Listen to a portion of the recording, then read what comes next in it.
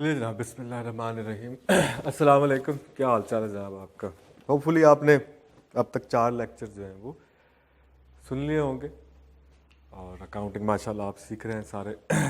शुरू है अभी, तो हम बहुत ज़्यादा प्रेशर तो नहीं आप पे डालेंगे, लेकिन आपने 4 लेक्चर सुने होंगे और मैंने आपको कहा था कि आप दोबारा एक गो में कोशिश कीजिएगा चारों लेक्चर्स को दोबारा सुने। तो होपफुली इस उम्मीद के साथ कि आपने बाकायदा सुने होंगे उसको। तो अगर आप उन 4 लेक्चर्स को हम सम अप करें तो हमने उसमें क्या क्या बातें की। हमने कहा जनाब सबसे पहले द वेरी फर्स्ट थिंग कि अकाउंटिंग क्या है। तो हमने कहा अकाउंटिंग का मतलब है हिसाब में रखना, लिख लेना। क्या लिखना? तो हमने कहा बिजनेस की जो ट्रांजैक्शंस हैं उनको लिख लेना। तो कैसे लिखें, ट्रांजैक्शंस में क्या होता है? तो हमने थोड़ा सा डिस्कशन की ट्रांजैक्शंस पे। तो हमने कहा ट्रांजैक्शन कैश है या क्रेडिट है, और ट्रांजैक्शंस के रिजल्ट्स पे हमने जब बात की तो हमें पता ये चला कि जनाब कि बिजनेस जो है, जब हम किसी एक बिजनेस को देख रहे हैं तो हमने कहा जी अकाउंटिंग जो है वो है रिकॉर्डिंग, समराइजिंग,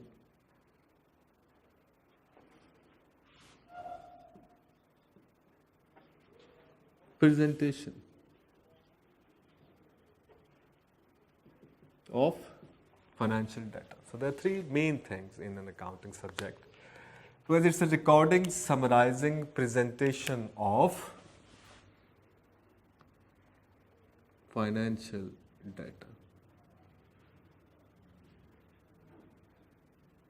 ठीक हो गया जनाब? इसको हमने काफ़ी एक्सप्लोर किया और हमने कहा जनाब financial data means the transactions. तो ट्रांजैक्शंस को हम लेके चले, कैश ट्रांजैक्शन पे बात की हमने, क्रेडिट ट्रांजैक्शन पे बात की, और फिर हमने उसमें से उसके रिजल्ट्स पे बात की। तो हमने कहा जनाब सारी स्टोरी जो चलती है वो इकोनॉमिक रिसोर्स के गिर्द चलती है। ठीक? तो कल तक पिछले लेक्चर में हमने कहा जनाब कि जो फाइनेंशियल डाटा है जब हम इसको प्रेजेंट करते हैं, व्हेन वी प्रेजेंट इट, तो we present it by preparing financial statements. Business की फाइनेंशियल स्टेटमेंट्स बनाई जाती। So we prepare the financial statements of a business. तो हमने कहा जी ये फाइनेंशियल स्टेटमेंट्स जो बिजनेस की हैं ये क्या होती हैं? तो हमने कहा जी फाइनेंशियल स्टेटमेंट्स में there are 5 things.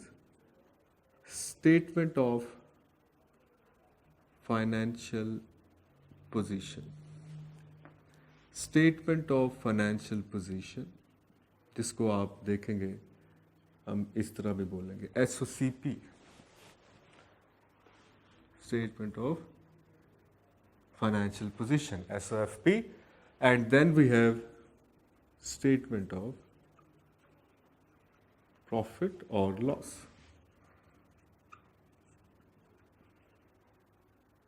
Statement of profit और लॉस, इसका और भी आगे नाम है, अभी इतना ही काफ़ी है। स्टेटमेंट ऑफ प्रॉफिट और loss, then statement of cash flow, then number 4 statement of changes in equity, then हमने कहा जनाब notes to the account. So preparation of the financial statement, business की जब हम फाइनेंशियल स्टेटमेंट प्रिपेयर कर रहे हैं, दैट इज द प्रेजेंटर। इसमें क्या बता रहे हैं? इसमें हम ये फाइनेंशियल डाटा के चीज़ें के बारे में ही बता रहे हैं, लेकिन इस तरह के सिर्फ 5 डॉक्यूमेंट बनाए। अब अगर हम इधर आए, ये रिकॉर्डिंग मीन्स व्हाट? तो रिकॉर्डिंग का मतलब क्या होता है? लिख लेना। जैसे आप कहीं गए तो आपने मोबाइल पे तस्वीरें ले ली, तो क्या किया आपने? रिकॉर्ड कर लिया। ठीक? आपने चीज़ें लिख ली अपने पास, पिक्चर्स में सेव कर ली, तो हम कहते हैं रिकॉर्ड कर लिया फॉर फ्यूचर रेफरेंस। तो अकाउंटिंग में भी जब ये ट्रांजैक्शन, जिसको हम कहते हैं financial data is mainly consist of transactions, तो ट्रांजैक्शंस जब बिजनेस में हो रही होती है तो उनको हम रिकॉर्ड कर लेते हैं। उनको जब हम रिकॉर्ड करते हैं तो जिस डॉक्यूमेंट पे हम इसको रिकॉर्ड करते हैं ना, उसको हम कहते हैं source document, that is called as source document. इसके कई नाम हैं ठीक, जैसे इसका नाम है, उर्दू में हम रसीद भी कहते हैं इसको, इसका नाम है वाउचर, इसका नाम है इनवाइस। इसको हम डिटेल पढ़ेंगे आगे जाके, लेकिन अभी इनवाइस बनाना, जैसे आप दुकान पे गए, आपने चीज़ें ली, उसने आपको मशीन में से एक चिट काट के दे दी, बाकी पैसे दे दिए, जो चिट है that is a transaction recording, first time transaction record हो गई, इसको हम क्या कहते हैं, ये क्या है, ये सोर्स डॉक्यूमेंट है। सो preparation of the source documents is recording. अब ये कई तरह के होते हैं, बाद में बात करेंगे, पूरा चैप्टर है इसके ऊपर, लेकिन अभी मैं आपको सिर्फ ये आइडिया देना चाह रहा हूँ कि डेफिनेशन से मुराद क्या है। सो preparation of the source document is the recording. ठीक, फिर ये ट्रांजैक्शन, जो इतनी सारी ट्रांजैक्शंस हैं, जाहिर अगर आप एक बिजनेस को देखें तो एक बिजनेस अगर एक दिन में 50, 60, 100, 200 ट्रांजैक्शंस करता है तो ये डॉक्यूमेंट्स का प्लंदा बन जाएगा, इतने सारे डॉक्यूमेंट्स हो जाएंगे कि फिजिकली हैंडल करनी मुश्किल हो जाएंगे। तो फिर हम उसको स्क्वीज करते हैं, समराइज कर देते हैं इन डिफरेंट बुक्स। ठीक हमने कुछ बुक्स बनाए, मतलब सेल्स की जितनी ट्रांजैक्शन है वो किसी एक सेल की बुक में डाल देंगे, परचेज करने वाली जितनी ट्रांजैक्शन है वो परचेज में डाल देंगे। तो इस तरह से हमने ट्रांजैक्शंस को, जो एक ही तरह की ट्रांजैक्शंस होंगी उनको एक तरह की बुक में डाल देंगे। इस पे भी पूरा चैप्टर है हमारे पास, ठीक, कि समराइजिंग कैसे की जाती है, क्या क्या स्टेप्स हैं इसके अंदर, तो वो भी हमने सीख रहे हैं नेचुरली। तो मैं बताना ये चाह रहा हूँ कि हमारा सब्जेक्ट मैटर है फाइनेंशियल डाटा, जो कि ट्रांजैक्शंस हैं, ट्रांजैक्शंस रिकॉर्ड होंगी, फिर उनको समराइज किया जाएगा इनटू डिफरेंट बुक्स, और फिर यहाँ से इन बुक्स में से ये 5 डॉक्यूमेंट्स जब बनाए जाएंगे उन्हीं बुक्स में से, तो इसको हम क्या कहते हैं, फाइनेंशियल स्टेटमेंट्स। ठीक, अब हमने कहा यार ये फाइनेंशियल स्टेटमेंट जो आप बिजनेस की बनाते हैं इसमें हम शो क्या करते हैं, तो कल हमने बात की, हमने कहा जनाब elements of financial statement, elements of financial statement कितने थे, तो हमने कहा जनाब ये थे assets, expense, capital, liability and income. So these are 5 elements of financial statement: assets, expense, capital, liability and income। मतलब जितना भी फाइनेंशियल डाटा ट्रांजैक्शंस हो रही होती हैं उसके अंदर होता क्या है, इन्हीं 5 के अंदर चेंजेस आती हैं, there are changes in these 5। ठीक, तो इन्हीं 5 को हम यहाँ पर रिपोर्ट करते हैं, इन्हीं 5 से रिलेटेड ट्रांजैक्शंस हम रिकॉर्ड कर रहे हैं, इन्हीं को समराइज कर रहे हैं। और अकाउंटिंग हम कह रहे हैं कि accounting is the recording, summarizing and presentation of financial data. तो ये क्या है, ये हमने बात की, these are the components of financial statement, और ये क्या है, ये एलिमेंट्स ऑफ फाइनेंशियल स्टेटमेंट। ये याद रखनी है बात आपने, ठीक, जस्ट रिमेंबर दिस। हम दोबारा आएंगे रिकॉर्डिंग पे, समराइजिंग पे, पूरा चैप्टर करेंगे हम इसके ऊपर, सो डोंट यू वरी। अभी आपने जो याद रखनी है बात वो क्या है, elements of the financial statement क्या क्या है, assets, expense, capital, liability and income. तो ये हम बात कर चुके हैं, और मैंने आपको समझाया था किस जुबान में, इकोनॉमिक रिसोर्स और सोर्स की जुबान में। ठीक, तो हमने कहा जनाब इकोनॉमिक रिसोर्स एसेट्स, इनके सोर्स क्या क्या है, तो हमने कहा कैपिटल है, लायबिलिटी है और इनकम है। एसेट्स जब कंज्यूम हो जाते हैं वो एक्सपेंस बन जाते हैं। तो I hope you remember this thing, आपको याद है, आपको समझ आई हुई है इस बात की। यहीं से आज हम चलते हैं अपना टॉपिक शुरू करते हैं, एक छोटा सा। ठीक, टू स्टार्ट अ टॉपिक, आपकी आई कैप की जो स्टडी टेक्स्ट है उसमें चैप्टर नंबर 3 है, and if you are using the book of rice तो उसका भी चैप्टर नंबर 3 है। ठीक, इसका नाम है जनाब अकाउंटिंग इक्वेशन।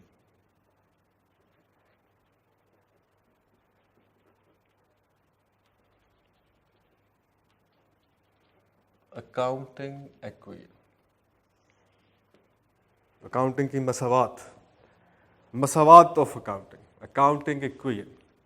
ठीक हो गया, accounting equation done.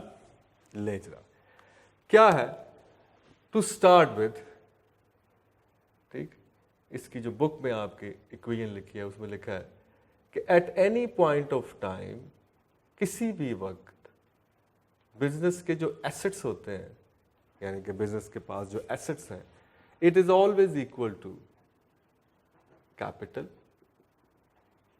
Plus liability. The assets of a business is always equal to capital plus liability. कहता जी ये यूनिवर्सल ट्रुथ है. जब आप अकाउंटेंट बनने जा रहे हैं, जब आप बिजनेस की ट्रांजैक्शंस का हिसाब रखने जा रहे हैं, तो सबसे पहली बात जो आपके ज़हन में, कोई बहाम नहीं होना चाहिए, कोई वसवसा नहीं होना चाहिए आपके अंदर इसके बारे में कि किसी भी वक्त किसी भी बिजनेस कि अगर आप एसेट्स का टोटल कर लें, कितने उसके पास इकोनॉमिक रिसोर्सेज हैं, उसका टोटल हमेशा बराबर होना चाहिए कैपिटल और लायबिलिटी. ठीक, अब हम इसको थोड़ा सा आसान ज़बान में देख रहे हैं. क्या कहना चाह रहा है? कहना ये चाह रहा है कि बिजनेस के पास जो इकोनॉमिक रिसोर्सेज हैं, जितने भी रिसोर्सेज हैं बिजनेस के पास, economic resources, it is always equal to their sources. जाहिर है, हमने पहले बात की, हमने कहा जनाब कि अगर आपके पास कोई इकोनॉमिक रिसोर्सेज हैं तो वो ऐवी हवा में आसमान से एकदम अचानक नहीं गिर गए, वो किसी न किसी सोर्स के थ्रू बिजनेस के पास है. There is always a source for an economic resource. याद रखें ये बात. ठीक, तो किसी न किसी सोर्स से आए. तो सोर्स क्या है? तो यहां तो ओनर ने दिए, तो अगर ओनर ने दिए तो फिर ये कैपिटल के थ्रू आए, या फिर थर्ड पार्टी से आए, यानी कि ओनर के अलावा किसी से लिया, यहां से बैंक से लोन लिया हो, तो फिर ये liability, then it is a liability.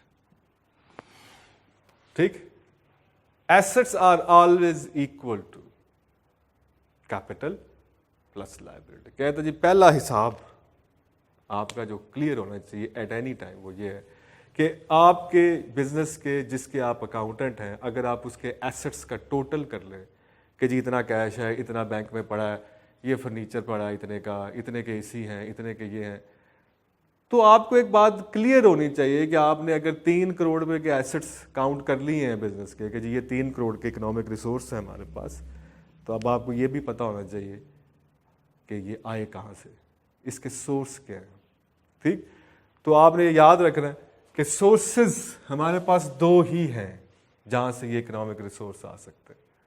एक बिजनेस का मालिक दे सकता है, तो जो रिसोर्सेज बिजनेस के मालिक ने दिए होंगे उसको हमने लिखा होगा, जैसे 3 करोड़ के रिसोर्सेज है तो हम कहेंगे 2 करोड़ तो मालिक के थ्रू आया था, तो इन 3 करोड़ में 2 करोड़ मालिक ने दे रखा है, तो 2 करोड़ कैपिटल है, 1 करोड़ हमने लोगों का देना है, तो 3 करोड़ के रिसोर्सेज में 1 करोड़ के जो रिसोर्सेज है वो थर्ड पार्टी से आए. सो 2 crore plus 1 crore, it is equal to 3 crore. So economic resources are always equal to their sources. So equation हमें ये बताती है कि resource of a business is always equal to their source. ये equation हमेशा hold करेगी. अगर ये equal नहीं आ रहा तो इसका मतलब ये नहीं है कि इक्वेशन गलत है, इसका मतलब है कि अकाउंटेंट साहब ने हिसाब गलत कर दिया, उसने हिसाब गलत रखा हुआ है, इसलिए उसकी इक्वेशन बराबर नहीं आ रही, कोई चीज मिस कर गया है वो. It has to be equal. ठीक, तो आपके अकाउंटेंट आप बनने जा रहे हैं, तो आपके बीइंग एन अकाउंटेंट आपका सबसे पहली बिलीफ जो है वो ये सब्जेक्ट के बारे में ये बननी चाहिए कि किसी भी वक्त बिजनेस के एसेट्स का अगर हम टोटल कर लें, ठीक, एक तरफ, और दूसरी तरफ इस चीज़ का टोटल कर लें जो हमने हिसाब में रखा है कि मालिक ने कितने, ओनर ने कितने पैसे दिए थे और लोगों के कितने देने, अगर इन दोनों का भी टोटल कर लें और उधर एसेट्स का जो आपने टोटल कर रखा है ये इक्वल होना चाहिए. It should be equal eight any point of time. ये आपने याद रखनी है बात. ठीक, आने वाले दिनों में हमारा टॉपिक जो है वो अकाउंटिंग इक्वेशन ही है, शायद 4 से 5 दिन लेक्चर हम यही कर रहे हो. Accounting equation. और क्या कहती है जी अकाउंटिंग इक्वेशन? अकाउंटिंग इक्वेशन ये कह रही है कि assets are always equal to capital plus liability. Economic resource is always equal to the source. So resource जो है वो हमेशा सोर्स के इक्वल। चले अब कहते हैं जनाब एक सादा सा बिजनेस शुरू करते हैं, टू स्टार्ट अ बिजनेस। ठीक, मिस्टर ए जो है, कोई है anyways mister A started a business. ठीक हो गया, mister A started a business.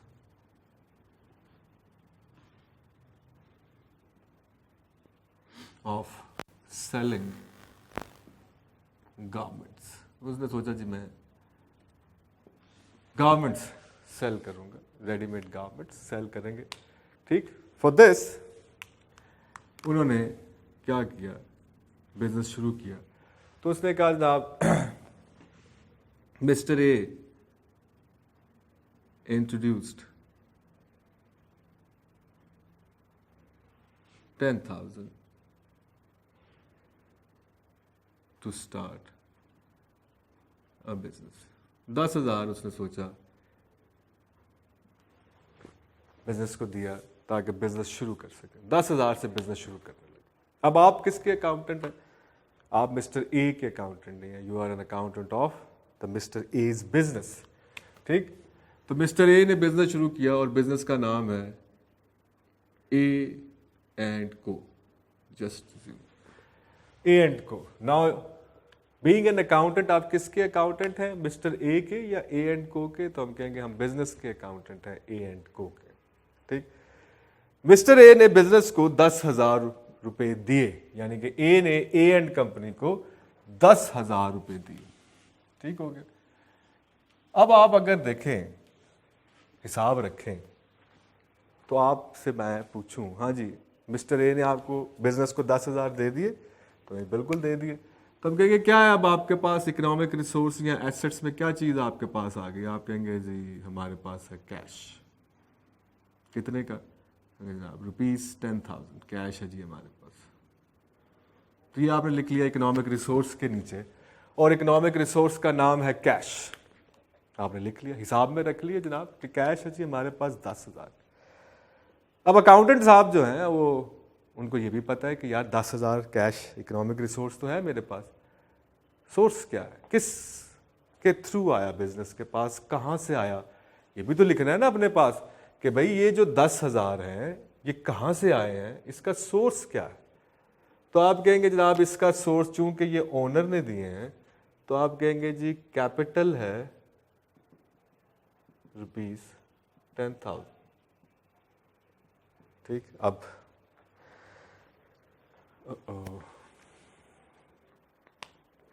वहीं से शुरू हो जाएगी। ले जनाब तो हमने कहा जनाब कि मिस्टर ए ने बिजनेस को जब 10,000 रुपए दिए, तो बीइंग एन अकाउंटेंट मैंने अपने पास लिख लिए, या मैंने और आपने, कि जी बिजनेस के पास 10,000 कैश है। तो इकोनॉमिक रिसोर्स है हमारे पास 10,000 का। दूसरी साइड पे अकाउंटेंट साहब ने कहा कि यार ये आए कहाँ से, from where the business get these 10,000। तो हमने कहा जनाब इसका सोर्स क्या है? तो कैपिटल है इसका सोर्स, यानी कि ये हमें बता रहा है कि कैपिटल का वर्ड साथ लिखने से हमें ये पता चल रहा है कि ये 10,000 ओनर ने दिए, कम्स फ्रॉम द ओनर। अब बताना मैं ये चाह रहा हूँ कि भाई कुछ लोग जो हैं वो कुछ ज़्यादा ही सीरियस चीज़ों को लेके ये समझते हैं कि ये शायद total 20,000, this is not 20,000। Okay, confuse एक ही चीज़ है, this is the one thing that is cash 10,000। आप सिर्फ हिसाब ये रखते हैं कि this is the economic resource, ये हमारे पास कैश पड़ा है। इधर ये सिर्फ ये हिसाब है कि ये जो 10,000 है ये आया कहाँ से था। ओनर ने कैपिटल की सूरत में 10,000 दिए, ओनर गेव अस 10,000 रुपीज। तो है हमारे पास एक ही कैश की सूरत में एक ही 10,000 है, 20,000 नहीं है हमारे पास, हमारे पास 10,000 है। अकाउंटिंग इक्वेशन की इस साइड पे हम ये बता रहे हैं कि ये 10,000 किस मद में हमारे पास आया, किस सोर्स के थ्रू आया, तो कैपिटल के थ्रू आया। जैसे मैं सेकंड ट्रांजैक्शन करता हूं, business takes a loan from a bank, business takes a loan from a bank, rupees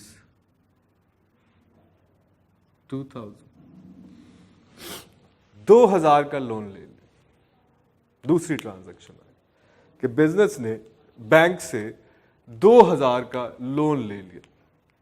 अब अकाउंटेंट साहब से ये कहा जाए कि जी सर कितने एसेट्स हैं आपके पास और कौन सा एसेट है आपके पास। हम कहेंगे हमारे पास बिजनेस के पास कैश है और टोटल कैश जो है वो 12,000 का है।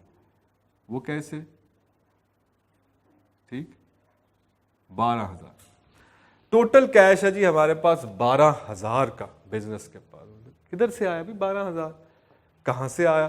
तो हम कहते हैं जी इसका सोर्स ये है कि ओनर ने हमें दिए थे ₹10,000 और इसके अलावा हमने बैंक लोन लिए रखा है ₹2,000। तो इन दोनों को अगर प्लस करें तो ये क्या बन जाता है? 12,000। So economic resource is always equal to the source. हम अब ये बता रहे हैं कि ये 12,000 का जो कैश है आपके पास, इसका सोर्स क्या है। Accounting equation eight any point of time ये बता रही है कि बिजनेस के पास जितने भी रिसोर्सेज हैं वो इक्वल होंगे अपने सोर्सेज के। Assets are equal to capital plus liability, और ये इक्वेशन होल्ड करेगी at any point of time. Economic resources are always equal to their source. ठीक, तो इस इक्वेशन को आज आप याद करें। ठीक, economic resources are equal to their sources. Next lecture में हम बाकायदा एक 10-12 ट्रांजैक्शंस जो हैं वो इस पर अप्लाई करेंगे ताकि हमारा कॉन्सेप्ट जो है अकाउंटिंग इक्वेशन का फर्दर बढ़ सके। So assets are always equal to capital plus liability. आज हम इसको यहीं पे होल्ड करते हैं। It's a first time concept. तो फिर इंशाल्लाह नेक्स्ट वीडियो के अंदर जो है वो हम इस पर फर्दर बात करेंगे। Thank you.